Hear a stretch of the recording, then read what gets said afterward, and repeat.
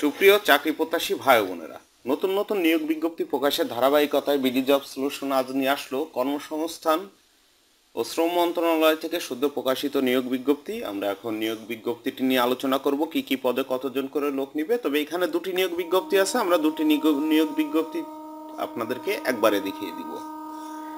তো যে সকল ভাইরা এখন পর্যন্ত আমার চ্যানেলটি সাবস্ক্রাইব করেননি তাদের কাছে অনুরোধ, দ্রুত চ্যানেলটি সাবস্ক্রাইব করে ফেলুন এবং কথা না বাড়িয়ে চলুন শুরু করি আজকের কি কি পদে কয়টি করে লোক নেবে সেটি নিয়ে আলোচনা।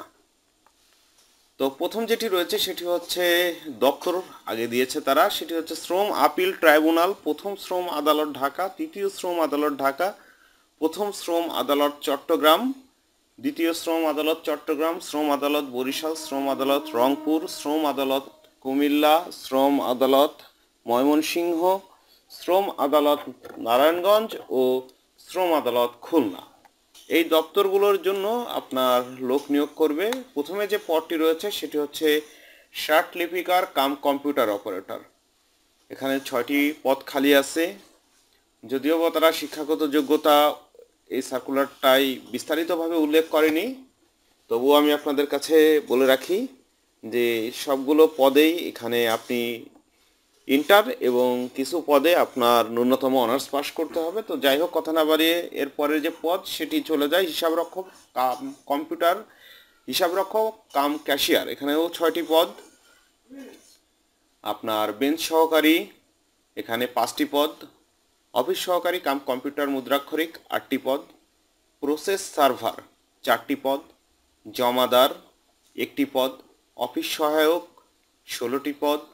এই জমাদার এবং অফিস জমাদার থেকে নিরাপত্তা প্রহরী পর্যন্ত আপনার সবগুলো এসএসসি পাশ করলে আপনারা আবেদন করতে পারবেন। অফিস সহায়কের 6টি পদ 16টি পদ ছিল এবং পরিচ্ছন্নতা কর্মীতে আপনার 3টি পদ, নিরাপত্তা প্রহরীতে 2টি পদ। এই ছিল আপনার যে প্রথম নিয়োগ বিজ্ঞপ্তি সেটি। তো আমরা দ্বিতীয়টি চলে যাই, চলুন।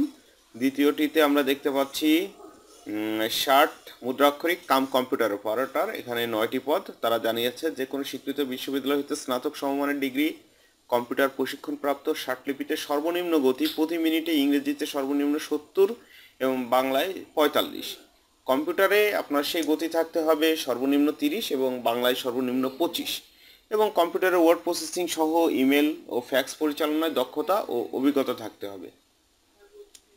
2 নম্বর যে পদটি রয়েছে সেটি হচ্ছে কম্পিউটার অপারেটর। এখানে 3টি পদ সংখ্যা খালি আছে। তারা জানিয়েছে কোনো স্বীকৃত বিশ্ববিদ্যালয় হতে বিজ্ঞান বিভাগে স্নাতক বা সমমানের ডিগ্রি, কম্পিউটার মুদ্রাক্ষরে সর্বনিম্ন গতি প্রতি মিনিটে বাংলায় 25 শব্দ, ইংরেজিতে 30 শব্দ এবং সংশ্লিষ্ট বিষয়ে স্ট্যান্ডার্ড অ্যাপটিটিউড টেস্টে আপনাকে উত্তীর্ণ হতে হবে। অর্থাৎ কম্পিউটার অপারেটর হিসাবে আপনাকে একটি আলাদা পরীক্ষা দিতে হবে এবং তার যে স্ট্যান্ডার্ড মান সেই মানটি আপনাকে অবশ্যই উত্তীর্ণ হতে হবে। 3 নম্বরে যে পদটি রয়েছে সেটি হচ্ছে অফিস সহকারী কাম কম্পিউটার মুদ্রাক্ষরিক। তারা জানিয়েছে কোনো স্বীকৃত বোর্ড হতে উচ্চ মাধ্যমিক সার্টিফিকেট বা সমমানের পরীক্ষায় উত্তীর্ণ হতে হবে এবং কম্পিউটার প্রশিক্ষণপ্রাপ্ত থাকতে হবে। কম্পিউটারের গতি টাইপিং স্পিড বাংলায় 20টি এবং ইংরেজিতে 20টি থাকতে হবে।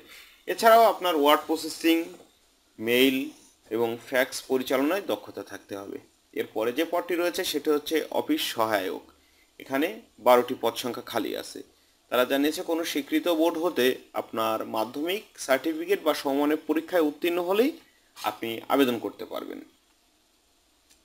তো আবেদন করতে হলে অবশ্যই আপনাকে MOL এই ওয়েবসাইটে যেতে হবে, mole.teletalk.com.bd এই ওয়েবসাইটে আবেদন করতে হবে। আবেদন অলরেডি শুরু হয়ে গেছে এবং এই মাসের 30 তারিখ পর্যন্ত আপনার আবেদন চলবে। তো যারা আবেদন করতে চান তারা এখন সেপ্টেম্বরের 30 তারিখ পর্যন্ত সময় পাবেন, আপনারা এর ভিতরে আবেদন সম্পন্ন করবেন।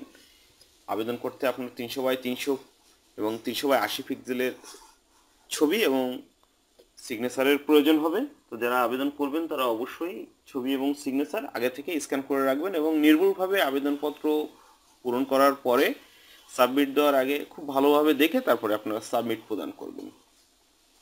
তো বন্ধুরা, এই ছিল আমাদের আজকের যে নিয়োগ বিজ্ঞপ্তি। আপনার শ্রম ও কর্মসংস্থান মন্ত্রণালয়ের 2টি সার্কুলার আমরা একসাথে আপনাকে খুব সংক্ষেপে তুলে ধরলাম।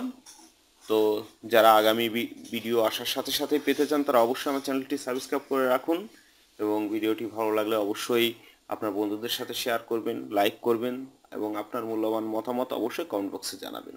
তো ভালো থাকবেন, দেখা হবে আগামী পর্বে। আজ এই পর্যন্তই। আল্লাহ হাফেজ।